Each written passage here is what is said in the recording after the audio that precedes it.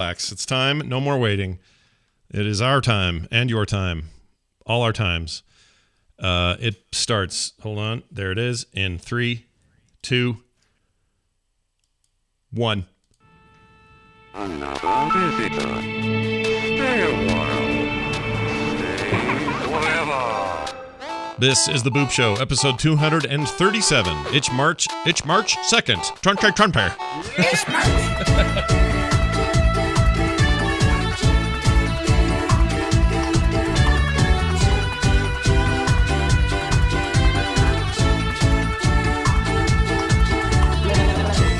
Game Informer. Brian's reading a Game Informer.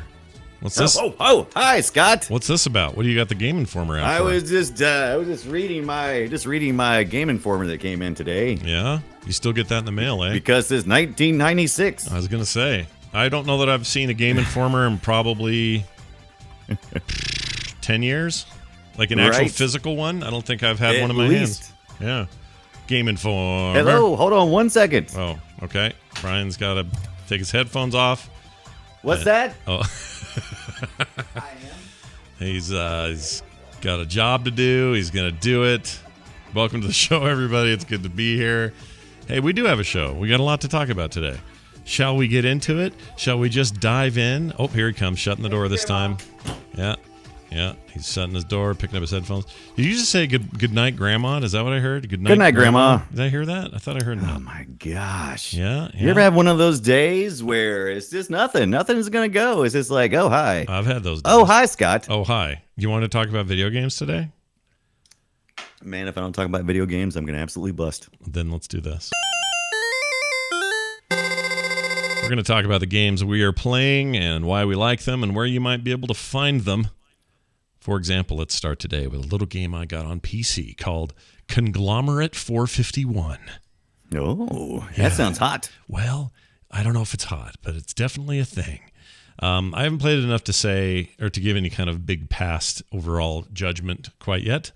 But let me try to describe it for you, Brian. Have you ever played a traditional dungeon crawler? Remember by that term, it's like the old school dungeon crawler. Do you know what I'm talking about? Right. The old school dungeon crawler, yes. Uh-huh. Do you know what that is? I have played one of those or twice. Okay. Well, if you Wait. Okay. You like dungeon crawlers? Do I like dungeon crawlers? Generally speaking, yes, I do like them. Okay. I like them generally. Generally, I knew that. Okay, good. Well, this is a dungeon crawler also. And, excuse me, the way it works is, if you played any of those old wizardry games or, you could even go further back, and I can't think of any names all of a sudden, but, you know, the kind of grid-based dungeon crawlers where when you move up a grid space. If you rotate, Yes. you know, that sort of thing. These are kind of big again, as it turns out. These are kind of having a bit of a resurgence. And Valhalla. they're oh yeah. Do you know? That's what it says. Valhalla. I thought you had a No, I'm just. You thought I was leaving? Like I'm going to Valhalla? I didn't know where you were going. You were shiny and chrome, and that was the end of it. It's the deal is there. What is the deal? The deal is that you're playing this game and you're doing it like that, except the game is not a traditional like sword and sorcery sort of fantasy game. It's a cyberpunk sort of future game. Oh. And in this game, you and a bunch of other dudes start out inside of cryo tubes. You're just skeletons, and you've sort of been reformed into a working human. And you're living in cyberpunk town, and everything looks Blade Runner-y and all that. And you start, adventuring, and you go out there and you got certain abilities, and you unlock new ones and have talents and stuff as you progress in the game. You see an enemy, you decide to fight him, you attack him. You have various like simple basic attacks, or you can use one of your more fancy attacks. Usually they're like, you have some kind of chip in your head that can hack the other guy's brain. Or what? Okay. Yeah, because it's cyberpunk. Right there. Yeah. It's cyberpunk. Yeah. You're dealing with all that business. It is exactly what you think it is. Those combat encounters, take place.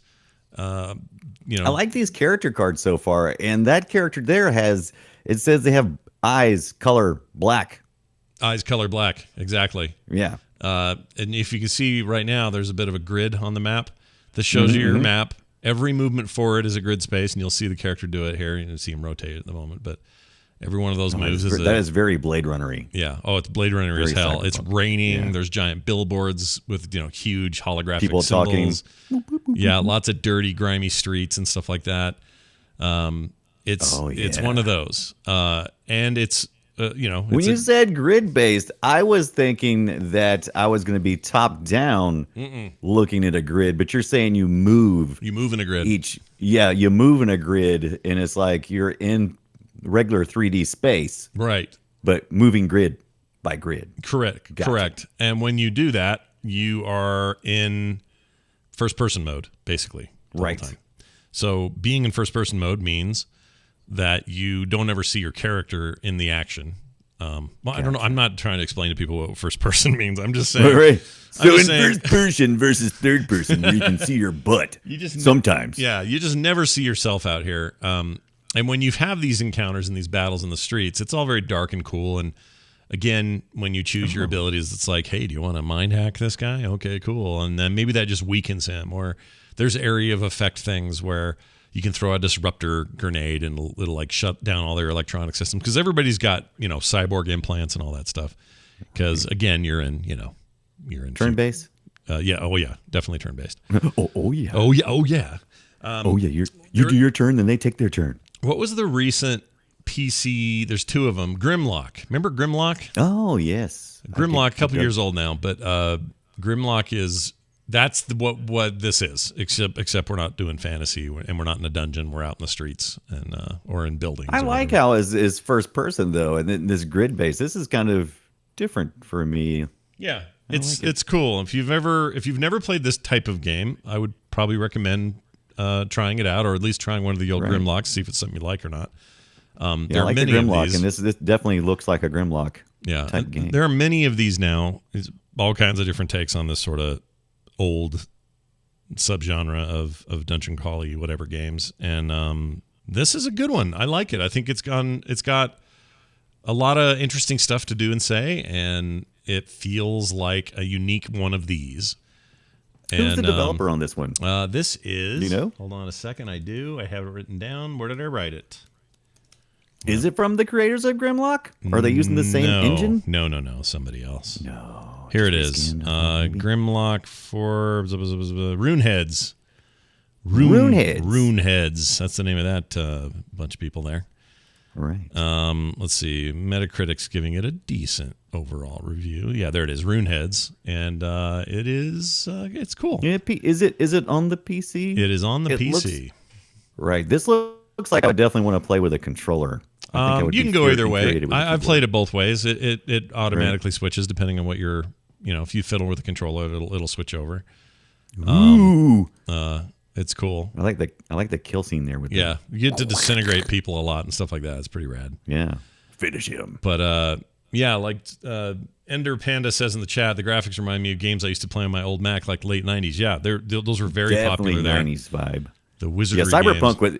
Everything was Cyberpunk during the late 90s, right? Wasn't that our jam? Well, that and just, these first-person grid-based movement things were all the rage back then. Macs and PCs and stuff. But anyway, how much can I expect to pay for something like this, God? If I was to go over to Is There Any Deal? There's no deal. Well, you can go to Is There Any Deal and see if there is one. I got a key from the developer, so I don't know what. Let me see if I can find these. Can I just say this? I didn't get a key from the developer. Well, let me just say this. No, you didn't. Now let me say this. No, just kidding. I'm not going to say anything. Yeah, give me some more. I'm trying to find where's the Steam link for it? Crap. I meant to have this out and available. Fastidious says 1999 in the chat room. Fastidious would know. That's the Fastidious stays in the Steam. That's the kind of game it is. You're going to pay. That sounds about right to me. I'm not surprised by that price at all. That's a real comfortable price point for me for a lot of games. And that John Rear right. $20 is about right. Mm-hmm. Any more than that here, and I would probably say, maybe wait until it goes on sale, because again, it's not blowing my mind in terms of anything new, but it's being a really good version of one of those and doing it in a cyberpunk world in a way that's right, that I like. So yeah, I'm into it, and I'm going to keep at it. And there's lots of exploratory stuff. There's lots of dudes to click on. You have full mouse control, even though it seems like you don't, but you do. But you do. But you do.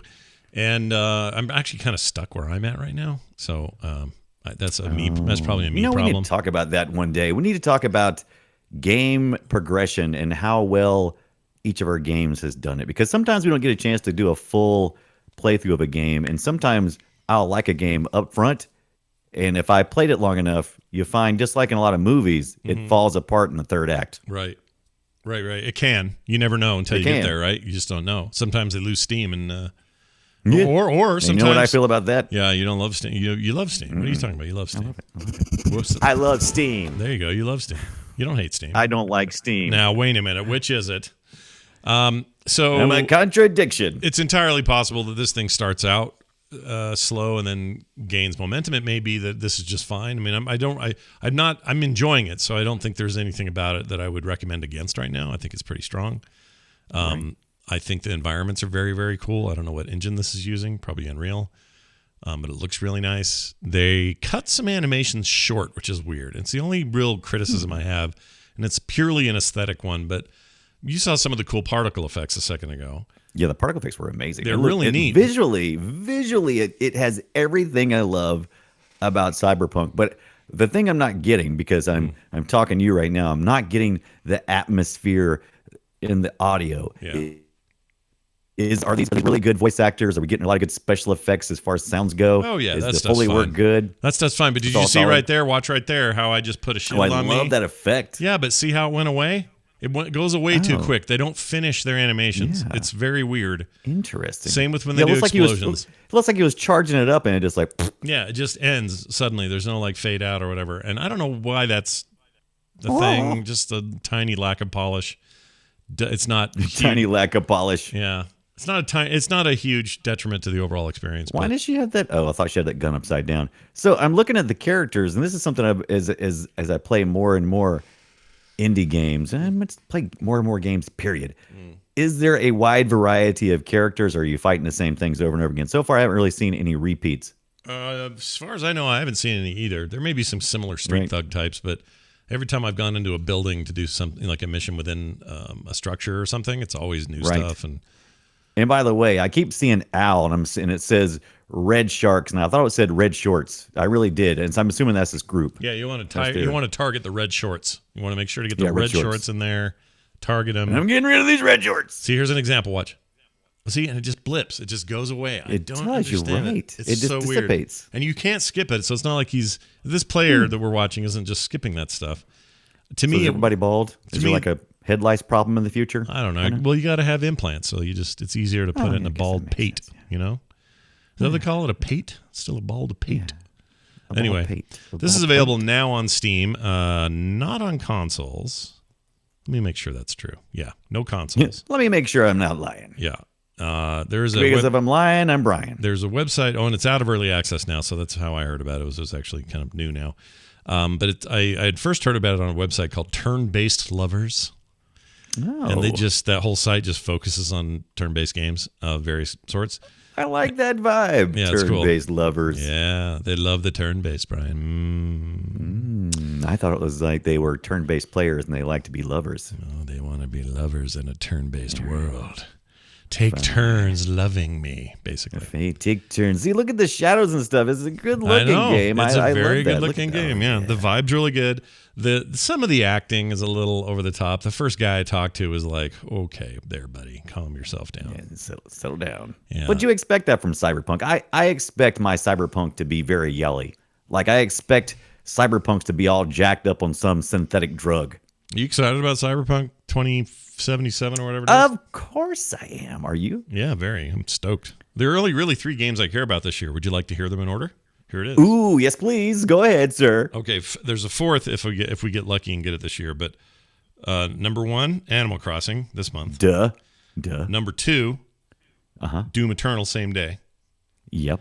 Number 3. That's the most interesting dynamic of all because I want to get both of those and I want to get them both at the same time and they could not be more polar opposites. Go ahead. True, but there's a lot of shared fandom for some reason. There's a lot of players looking forward to both, and that's me. I'm definitely one of those guys.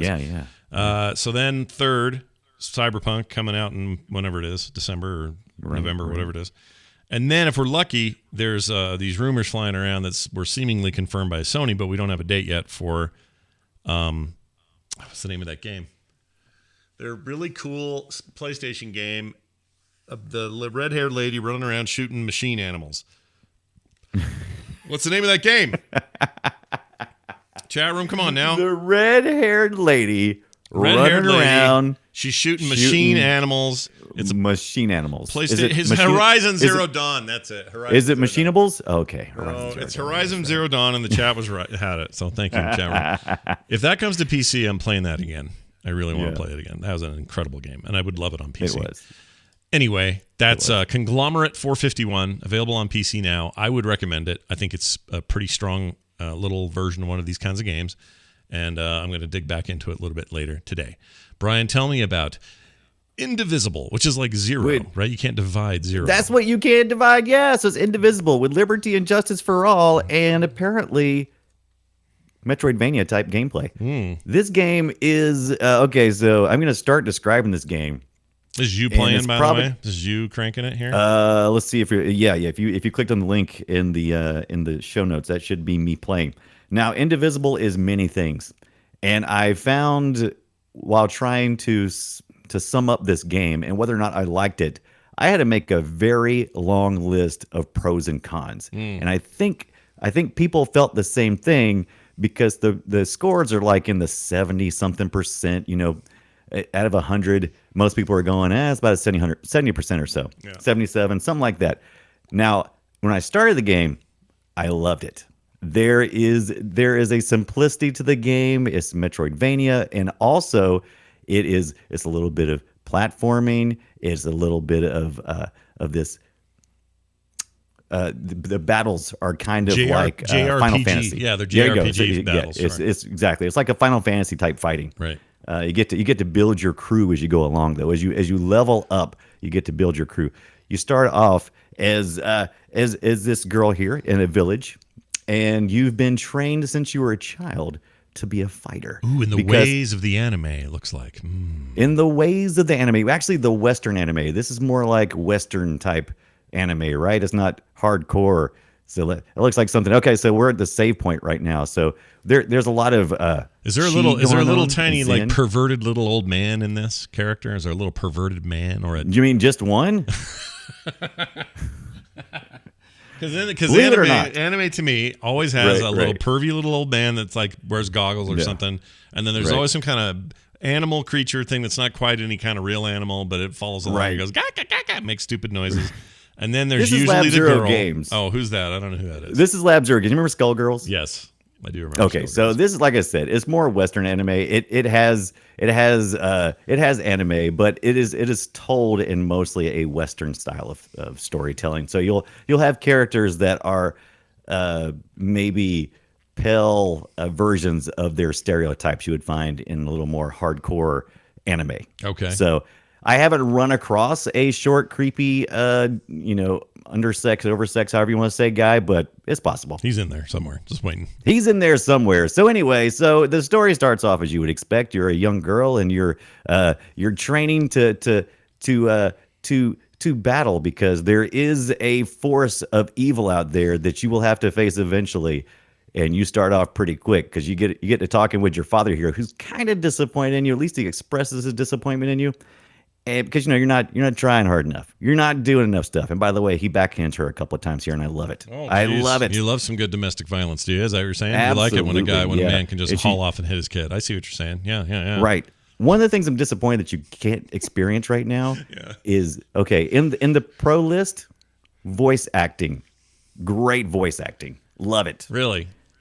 In the con list, dialogue iffy, spotty. So humor.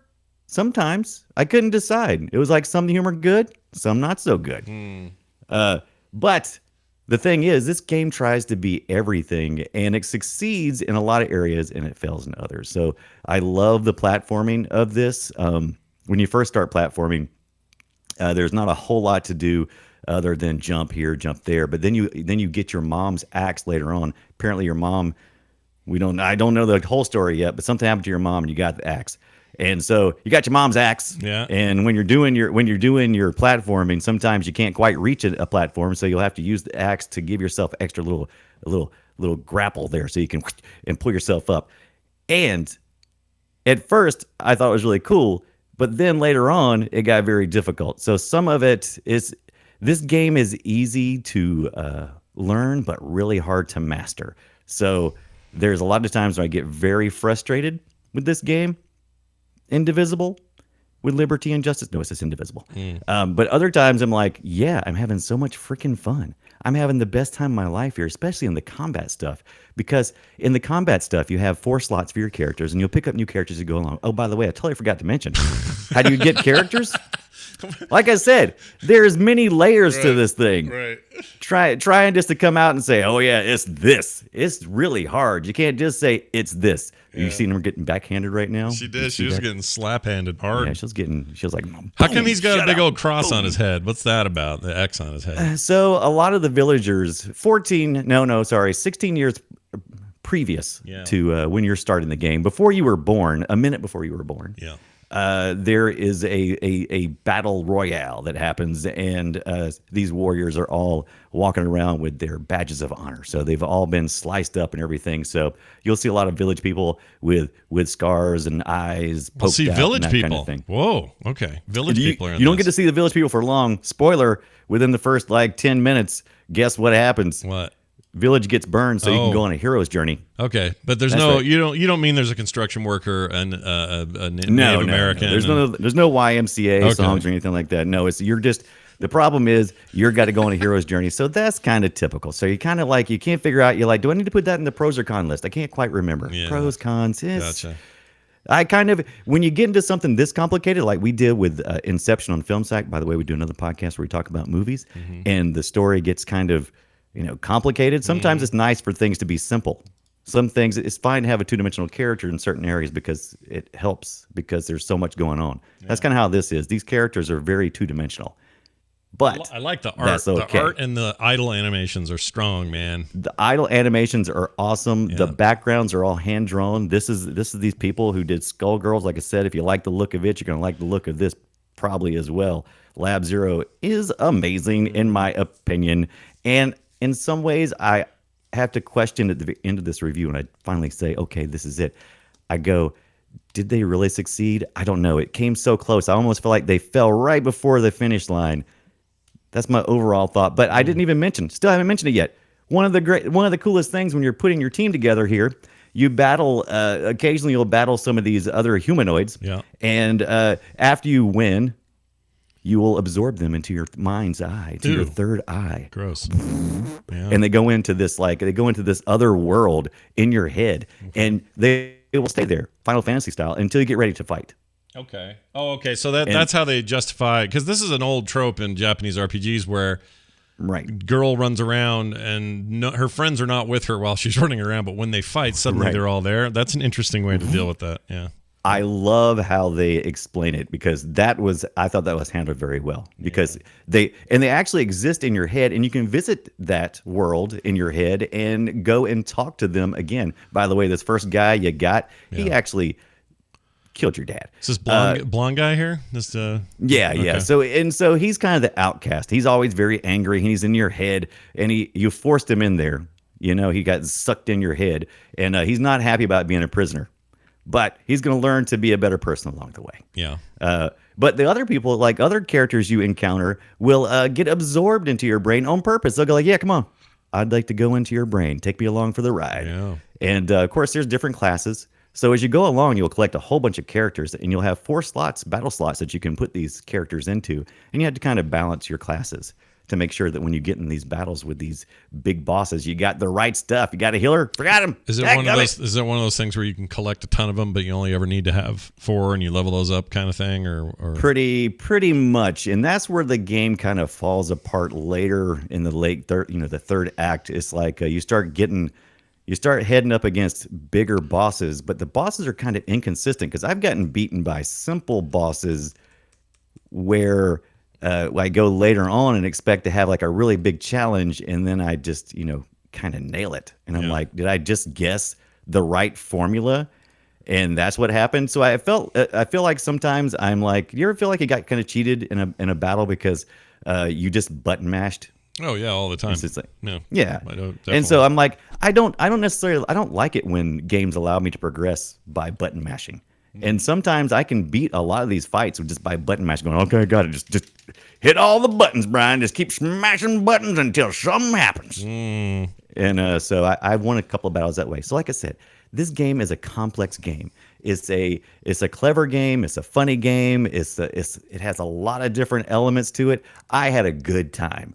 Now, do I feel completely fulfilled? No. So is it a pretty good game? Yes. Is it worth the price point of Xbox Game Pass? If you already got it, just download it and play it? Absolutely. Would I head to Steam and drop $30 or $40 on it? I might have to think about that. Is that But what it costs? Is that the price on Steam? Yeah, I think the lowest price according to Is There Any Deal for a PC version. I think the cheapest it ever was around $30, and so it's currently sitting at $40. And there was a Switch copy, and I missed this deal, and I wish I had have known about this game, because when it was being pre-ordered, you could actually have gotten it for as little as $20 for the Switch, and I think this is geez. a perfect game for the Switch. Yeah, that's cheap. I could see It's that being a sweet. good deal. And so you're seeing right now Rasma. She is hilarious. She's kind of like the Eeyore of your conscious. Well, in she's there, literally wearing an Eeyore, it looks like. She's wearing a big old giant tiger. I love the character designs, and the character designs are so cute in this game. I love them.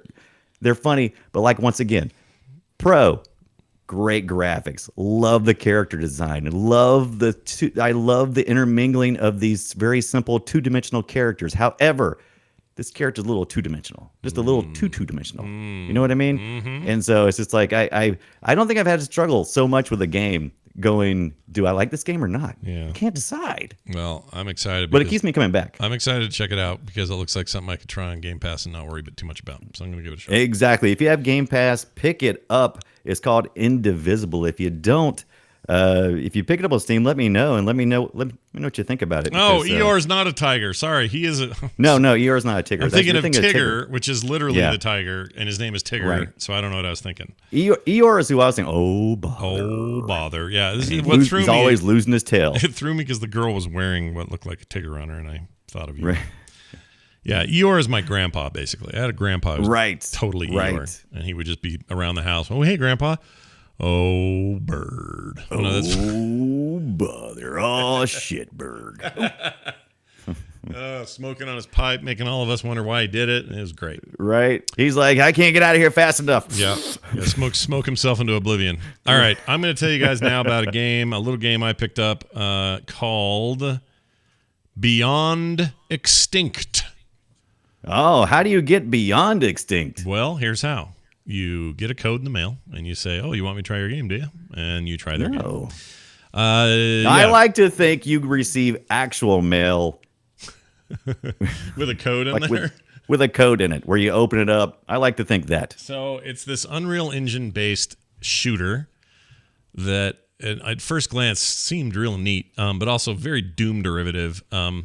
The big thing here is it's lots of rooms where you're on your own and there's no big story or anything. You just have to wipe out wave after wave. It's basically a wave-based shooter. Yeah. That's what it looks And like. you get upgrades as you go through the thing, and you try to last as long as you can during that run. And if you die, you go back, spend a little bit of your currency on some upgrades, and then go back and try again. It's one of those games. And with a name that should have really fell into the great game, stupid name, if it's a great game, that is. I guess so, because Beyond Extinct is a dumb name. It does sound like it would be cool, though, doesn't it? It's like, oh, you know what sounds super cool? Let's pick two extreme names. Yeah. Beyond, yeah. Yep. Extinct, Exactly. yeah. Exactly. You can go in there with like a little bit of a loadout, and you can say, okay, well, this time I'm going to go in and I'm going to take this stuff with me. I'll make me more survivable. I'll have more health, or maybe I'll have a better gun or whatever. And then you go fight this stuff, and the music starts going heavy metal, and you realize that, oh, yeah, they really were influenced by Doom. They're like totally going the Doom route here. But it doesn't play as good as Doom. I hate to tell them this. It's not the same. It doesn't feel the same. I'm looking at you getting skill points right now, and I'm just like going, yeah, I need a little more action, man. Yeah, well, here in a second you'll see him get plenty of action, but and this might be tutorial. I can't remember. But anyway, oh yeah, this is totally what this is, tutorial, I think. Anyway, it doesn't matter. The point is that once you start fighting, it's the same rooms, the same hallways, and the same space, and it's just dudes coming out of every corner, just coming at you in waves. You kill them all. You wait for the next wave, kill them all, try to stay alive. There's health machines. Yeah, if you like that loop, it's good, right? If you like that loop, it's okay. I still have kind of a problem with the shooting. I don't think the shooting's very good. And in a game like this, that's like crucial, man. Yeah. You got to have, it's got to feel really good. Also, the rooms are very repetitive. And as a result, I get turned around a lot. I don't know where I'm at in these rooms. So I'll kill a bunch of stuff and they'll say, all right, you've done it. Now exit. I'm like, where the frick is the exit? I was trying to. Why am I walking against this wall? Exactly. The creatures you kill are kind of uninspired. They're all right, I guess. They're just kind of little squiggly looking floor creatures. I don't know what to call them. When you shoot them. If you told me this was like a thrown away game they thought they were going to do for Doom, like in I don't know 1996, maybe 98 or something, I would believe you. You would believe it, yeah. It's got kind of that quality to it. I mean, visually it's okay, but the rooms are kind of nondescript. They're almost like training rooms. There's nothing really fancy in these rooms going on, but everything blows up and has some sweet loot fall out of it. There's currency and health and weapon upgrades and stuff that'll poop out of these things randomly. And if you're into just like wave-based shooters, it's got a nice slide mechanic, so you can do some cool like sliding around stuff. You can blow certain tanks up, and they'll blow dudes up around it. This has got to be the Quake. Is this the Quake engine? It is. No, it's Unreal. That's Unreal. Oh, you said it was Unreal? Yeah, it's Unreal. I can see it. It's just these are all the same now these days. But another thing, the pistol you get as your default weapon sucks donkey feet. It is the worst starter weapon of all time. These donkey feet. Yeah. So no, I don't like it. Here's the thing. It's very early access right now. There's a lot they could do to it. I think there's potential here. This is not a finish. This is not a game I can recommend right now in its current state. I wish I could. Yeah. But that's okay. So I'll forgive it a whole lot if it's still early access, because I mean you could just make it change everything around just by skinning those walls, doing things. It kind of looks like like if you were going to if you were on Star Trek trying to hit yourself a little what do they call those stupid rooms? The fantasy rooms that they go in the what do they call them? The holodeck. Holodeck. Oh my gosh. Yeah. They all like holodecks, so like you could just it's very holodecky. Skin that thing. And there's some rooms where they shake it up a little bit, but it's all randomly generated, which is a thing I appreciate. But you've got to create other ways of creating diversity, and right now it just doesn't have it. It feels like a demo. I think that they will. It kind of is. It is. I think they'll have time to work on it, and so I'm positive about it. But will you even care about this when Doom Eternal comes out? Oh hell no! I'm not going to care about any shooters for a while when that comes out, and I'm also not going to care about other farming town simulators while I'm playing Animal Crossing. Like the two big juggernauts in their genres are hitting whether you like it or not. Yeah. And this thing is not going to be on my radar during that time. But I have no problem with somebody trying to capture the essence of what makes those games feel good. And part of what makes them feel good is how they shoot. This needs work on the shooting. The shooting just doesn't feel special or especially impactful. Right. And it doesn't stand out in a very crowded market. Yeah, there's an art form to that, and I think it's tricky, and I hope they pull it off. So that's my second game today, Beyond Instinct, available now on the PC.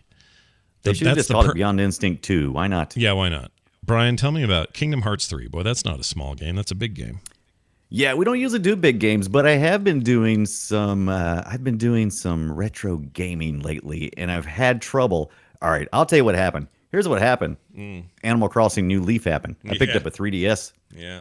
About 2 weeks ago, and then I got Animal Crossing New Leaf so I could get up to speed on the new Animal Crossing. Because when Animal Crossing was big, I was playing other games, and so it totally missed me. It did not even land at all. So I'm totally on that. So, but I've been going back and playing games that I never played, like Zelda and Kingdom Hearts.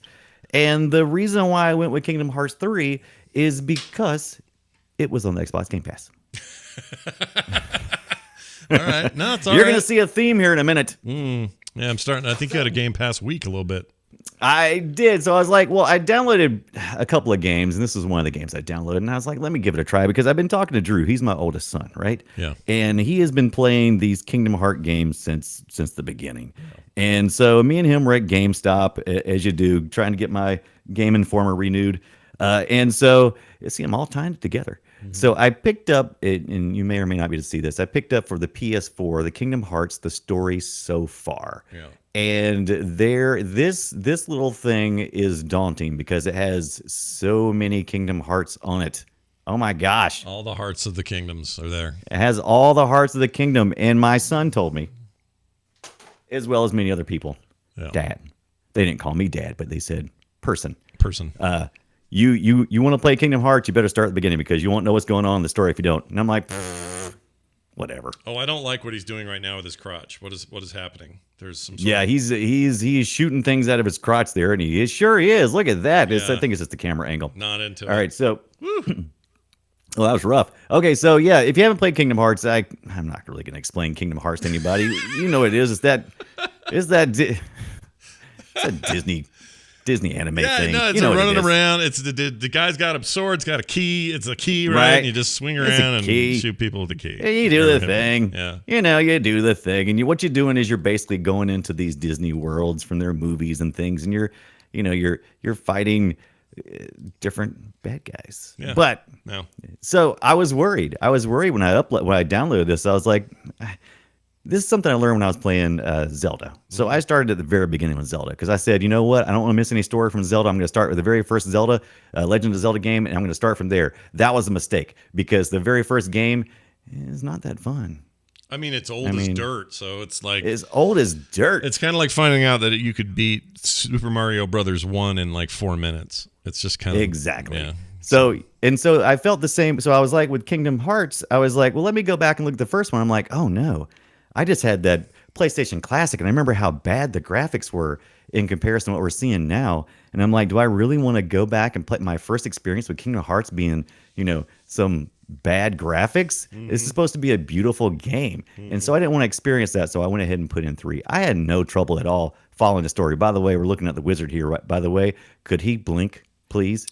Yeah, what's his deal with no blinking? Oh, there he goes. Okay, we got to blink. Yeah. Yeah. He has a blink, but man, he's got those little bitty small pupils. Yeah. I don't trust him at all. I have never played one of these, not once. So I don't know a thing about the Kingdom Hearts thing. You need to play along with me. Look, I don't know a thing about Kingdom Hearts. I don't know. I don't understand the reason you'd even be somebody would be into this, but I know people are. I don't want to yum or yuck their yum. But it's just never appealed to me. So maybe, I don't know, Game Pass. It's good. It's never appealed to me, but I will tell you, dropping down into Kingdom Hearts 3, despite what everybody's worries were that I would not be able to follow the story, I felt like they did a good enough job. I never felt like, WTF, what's going on right now? I never felt like that. I just felt like, oh, I kind of get it. I'm one of these. I'm a kid, and drawn in an anime style. Yeah. And I've got these big shoes, by the way. Yeah. They're big, goofy shoes. I do want to know more about the shoes. That's the only thing I really want to know about. I don't have any backstory on the shoes. I need to know more about that. But you're hanging out with Goofy and Donald, and sure, they're fighting and stuff. I can buy all this.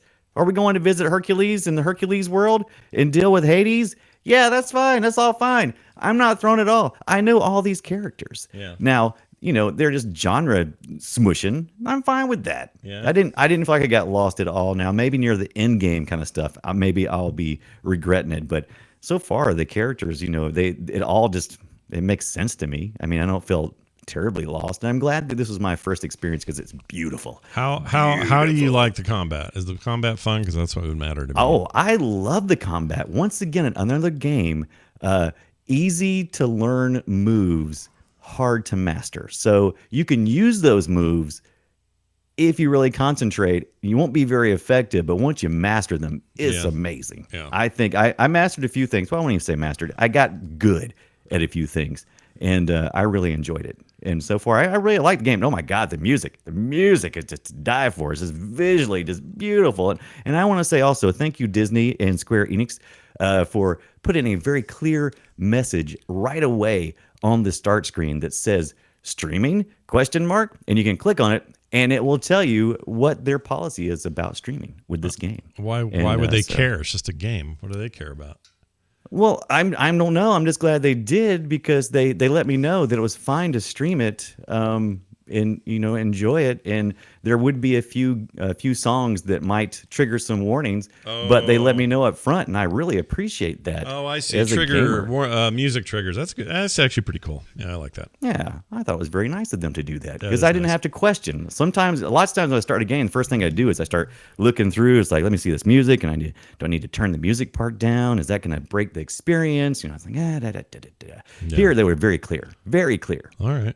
That's cool. So, all right. Well, we're not even that late to the game on this thing. This thing came out, last year in the fall, right? Yeah, yeah. And like I said, if you're like me, you've had enough pop culture and you probably know enough peripheral information about Kingdom Hearts to kind of go, I can fill in most of this. Yeah. There are a few characters encountered that I'm like, oh, I must have a history with them. It'd be interesting to go back and get more backstory, but it's not going to break the game. Right. I get you. All right. Well, I have good news for people, just as a brief mention. As people know, I sort of get into dumb farming games sometimes, especially the sillier fare. I kind of have a problem with that and can't stop playing them.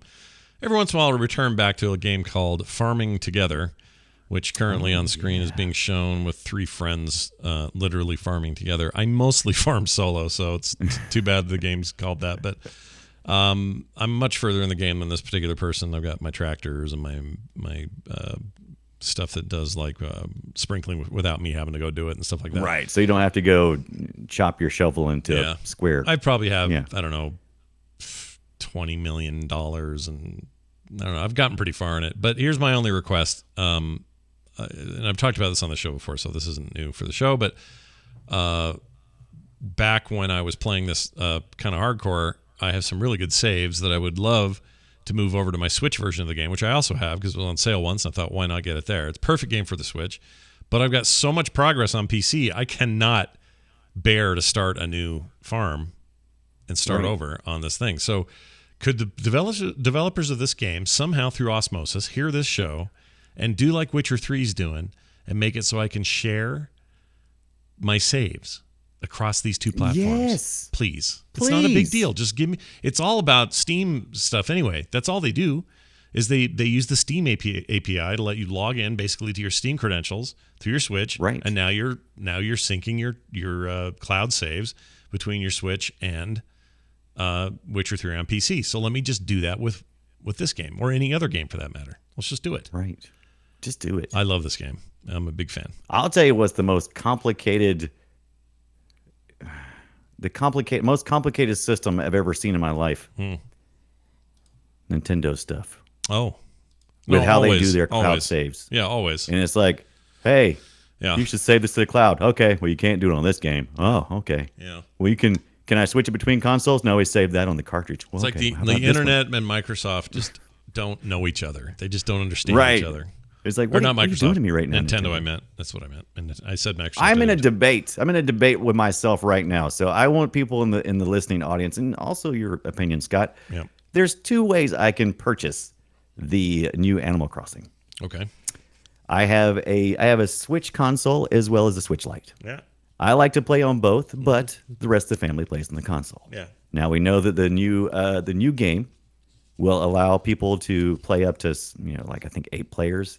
Like so, I'm thinking on the console, we can all get on there. We can do our little thing. Yeah. Now, would it be better to buy it digitally where I can download it to either? But I can't cross save. Or if I do the cartridges, Oh, jeez. do I need to buy 2? And why are you doing dishes while I'm talking about this? I don't know what that was. Something fell down. All right, that's an easy answer for me. It's Right. dumb the way they do it, but the way I would do it is digital because you can download it to either one. If Right. you do only cartridge, then you can only have it on one machine at a time.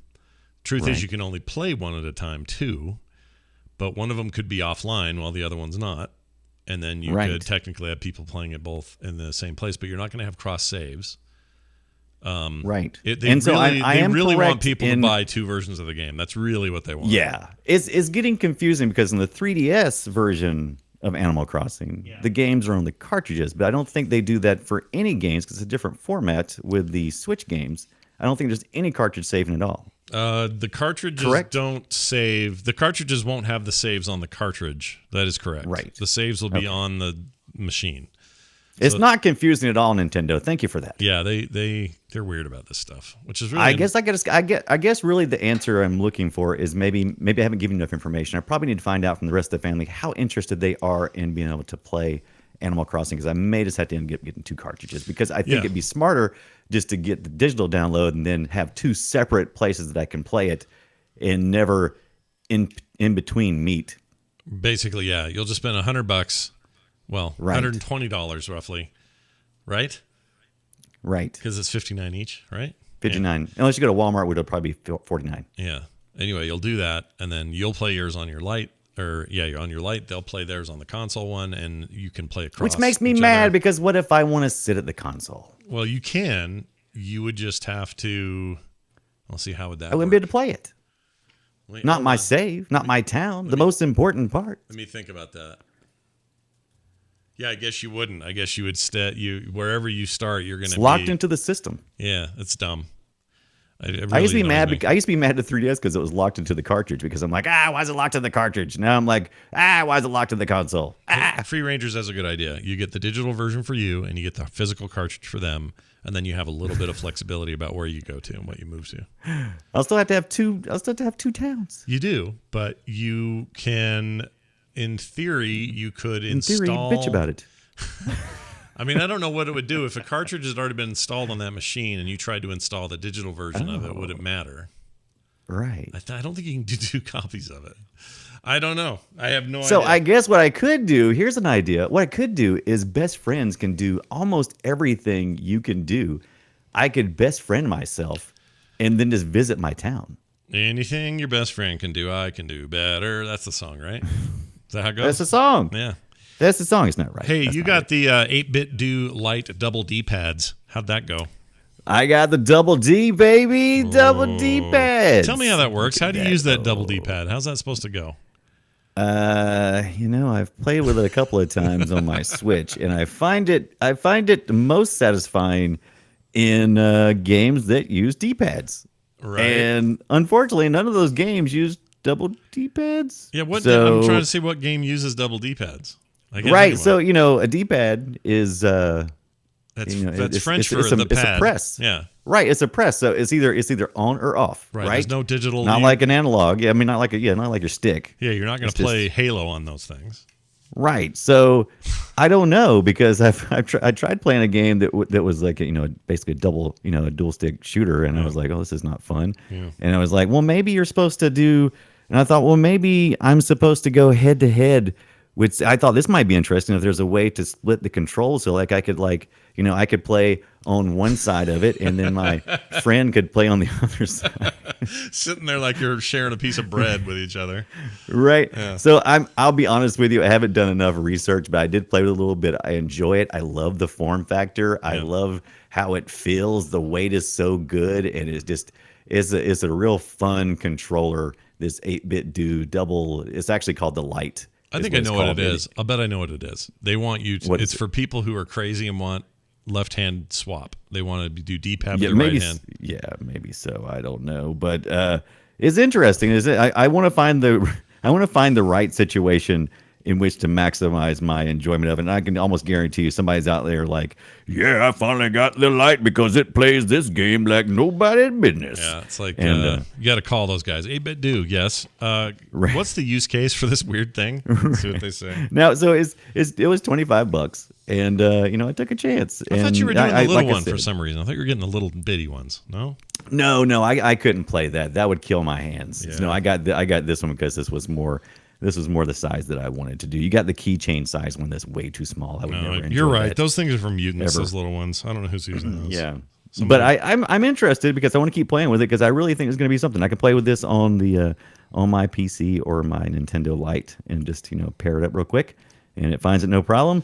And I'm going to find the right game for it. I'm going to find the right game. Let us know. And on that note, it's a me Mario. It's time for Guess My Game. Brian and I play a little audio from a game, and we try to guess each other's games. I start with a little bit of sound file here. You're going to try to figure this out. I don't know if you're going to be able to, but I'll give it your best shot. Here you go. Attack the humanoid.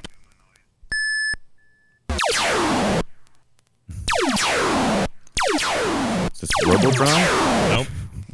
Right arrow, though. Alien alert, intruders. Intruder must not escape. Do you know it yet? I don't know. Is this some kind of Battlestar Galactica that I never saw? Well, they are robots. It's hordes of robots you got to fight. Obviously, as robots. I'll give you that voice one more time because that's the key. Alien alert, intruders. Intruder must not escape. Intruder Is must this not is this escape. Intruder? No. No. No guesses? Nobody knows. The chat room doesn't know? Oh man. Oh, wait, the chat room got it. Someone just got it. Oh, the chat room got it. Yeah, I'll give it to him. Fastidious correctly guessed. It's Berserk. Berserk. Oh, Berserk. Remember Berserk? Of course, Berserk. Yep. Yes, of course, Berserk. Berserk. Ah, Yeah, Berserk is a thing. It's a deal. You can get it. Catch it how come while I it's couldn't hot. pull that? I couldn't pull that out of the brain. It's because it's old as dirt, man. How old is this game? 1980. This is a multi-directional shooter arcade game released in 1980 by Stern Electronics of Chicago. Stern mostly known for their pinball tables Being very stern. and being Stern, and then Howard Stern lives there, and so does that's who's the other Stern? I can't think of any other Sterns. Anyway, Daniel Stern. Daniel Stern. Yeah, gets hit in the head with a brick and screams or whatever. Right. Anyway, Berserk places the player in a top-down scenario, maze-like rooms containing armed robots. This was developed by Alan McNeil. One dude made it. And it was originally released for the arcade, then the Atari 2600, the Atari 5200, and the Vectrex system. It was, I think, technically vector graphics, but I'm not totally sure. It must have been because Vectrex, I don't know what Vectrex did. Anyway, has single player. There is a mode for two people. You just kind of co-op through that place. And they made both an upright and cocktail version of it. Do you want to know what the literal, oh my gosh, do you want to know what the resolution of this screen was? Oh, it'd have to be like 160 by 120 or something crazy. A little bigger, 256 by 224. Okay. 16 total colors, 19 inches. It was a horizontal display. 16 Holly. Can you name all the 16 colors? I sure can. Fuchsia. Puce. I think Puce was in there. A little Puce. Burnt umber. Was a burnt umber in there? I don't know. Anyway, I used to love this game, and so that's mine. Brian, I'll now play yours. Let's see if I can guess it. game. Here we go. Mine's a little more recent. Sounds like. Oh, this is GoldenEye. It is GoldenEye, GoldenEye. That yeah. was fast. Good job. Dude, I played so much GoldenEye, there's just no way this doesn't just... Especially this music. Boom, boom, boom. Oh, yeah. Dude, I love that game so much. I know, and we're watching the stupid movie this week, aren't we? Oh, yeah, and since you picked it, I guess... well, not this week, next week, but yes. Next week. Right. Yeah, right. we are going to be watching GoldenEye, which will be great. But yeah, I'm I played so much GoldenEye at one point that I would dream in GoldenEye. I would see things all day that looked GoldenEye-like, you know. We had we made the cardboard separators for the TV when we played, so that we could like divide it up into four for the 4-player stuff. It was an amazing game for its time. Yes. I don't know that it would was hold up so so much now. good. Like right now, maybe not so much. Maybe it would, maybe it wouldn't. But I would be willing to give it a try. I mean, I would play it, sure. I mean, can I even get this anywhere other than an actual N64? I don't think so. I don't think so. That's what I There's- was just trying to figure out. There's no N64 mini. There's no, like, as far as I know. I mean, I guess you could, somebody's modded, or not modded, but emulated. Oh, yeah. There's so many. Have you ever played the Doom mod? Doom 64. No, the GoldenEye mod. Oh, I'm there's sorry, a- for Quake 2. Oh, there's a GoldenEye mod for Quake 2? Yeah. No? Yeah, I think it was based on the Action Quake mod, I believe. Maybe. Action Quake Remember was Action used Quake? for all sorts of stuff, yeah. Oh, chat room says there's a Source Engine version of GoldenEye, too. That's interesting. Oh, yeah. Yeah, it looks like, if you go look at it now, garbage. It looks bad. I mean, Yes, it it's looks the bad. garbage. Yeah, But it sounds so good. It really does. It's one of the best sounding games. Yeah, but the important thing was in the era it came out in, the graphics were fine. Right. In fact, more than fine. They were great. Let's see. What was the resolution on this one? Maximum resolution. 640 by 480. Yeah, 480, 640. 4x3. Yeah. Yep. That was as good as you could do. 4x3. Yeah. That was you plugged in your S video into your N64. yeah, And This is true. This is all true. Anyway, go check it out. 1997's smash hit, GoldenEye 007. All right. Brian? Scott. Now this. Great game. Now this. The game is over. Great game, stupid name. It's our second one ever, all right? So I'm going to play it for you here. Whoops, that's not it. That's just some background music. The great game with a stupid name this week is Melty Blood Actress Again Current Code.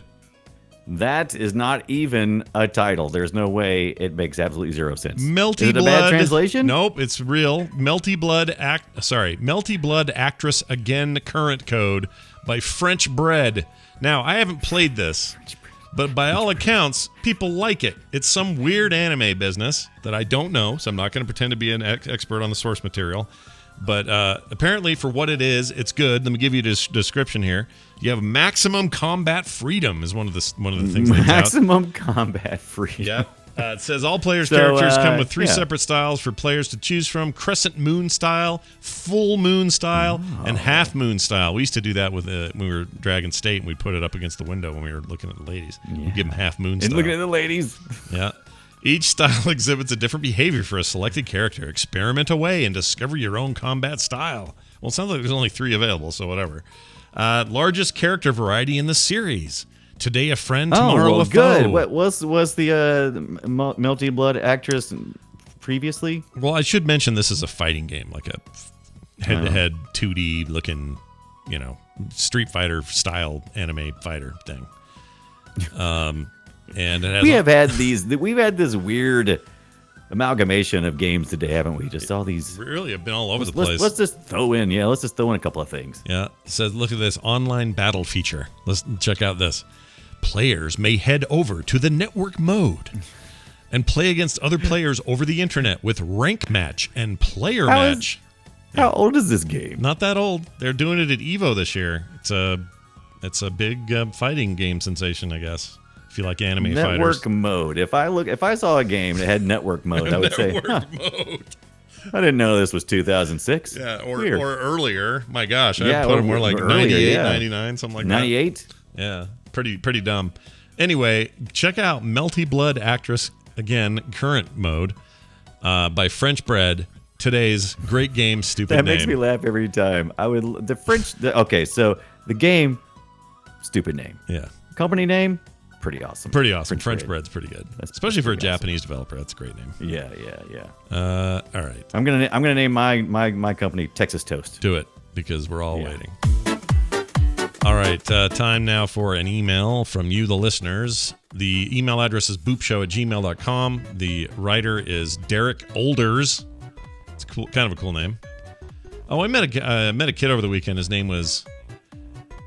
How do you say his full name? No. Shoot, it's a Brazilian. It's a Brazilian name. Not his last name. His last name is Lubbers. There's just too many of them to count then. Well, his last name is Lubbers, like landlubbers. Yar, you landlubbers. Yeah, like that. I love that name. Yeah. The first name is not Taquito. Pasta Lubbers. Dang it. No.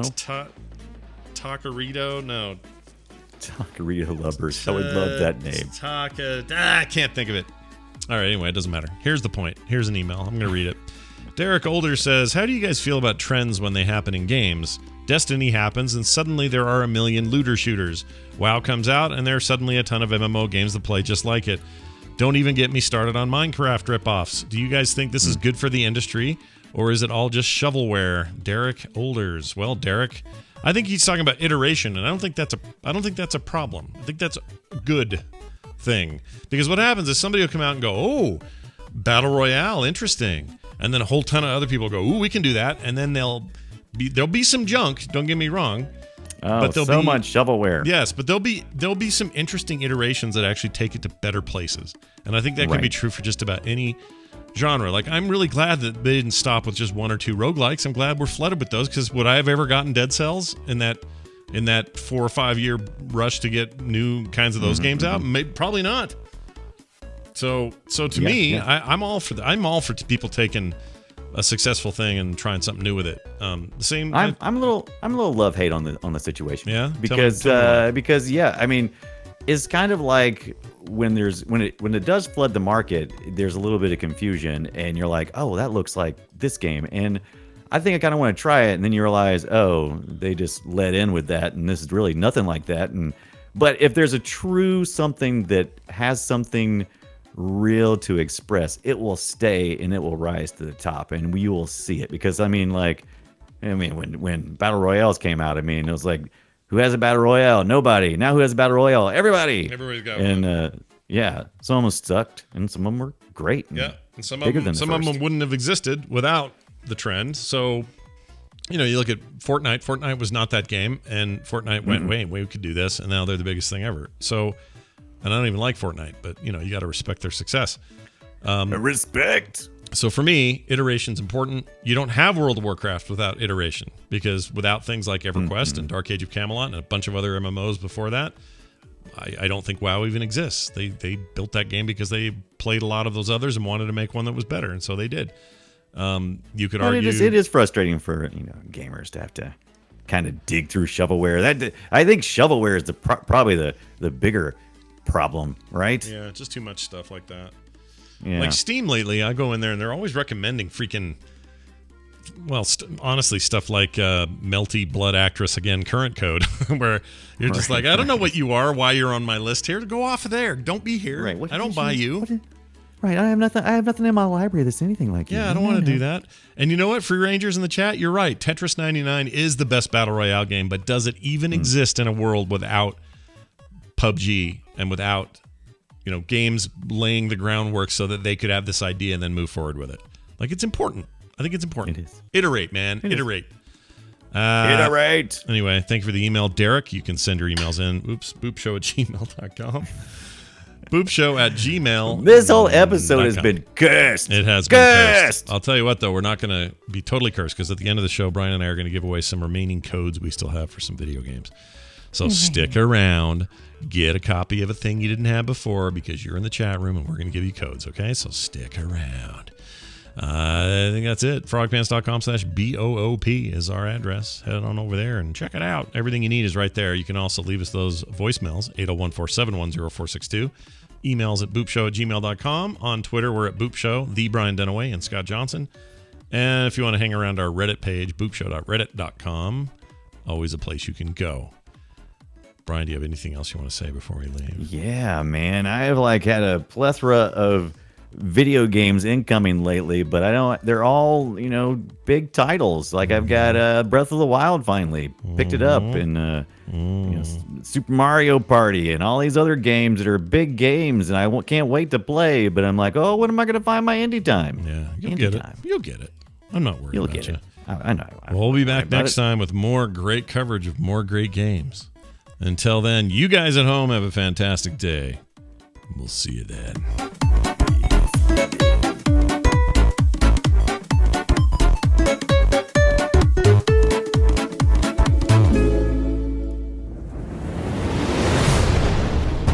This show is part of the Frog Pants Network.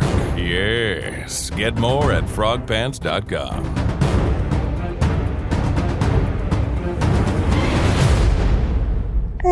I don't like Steam. I love Steam. There you go. We did it. Man, it's been one of them weird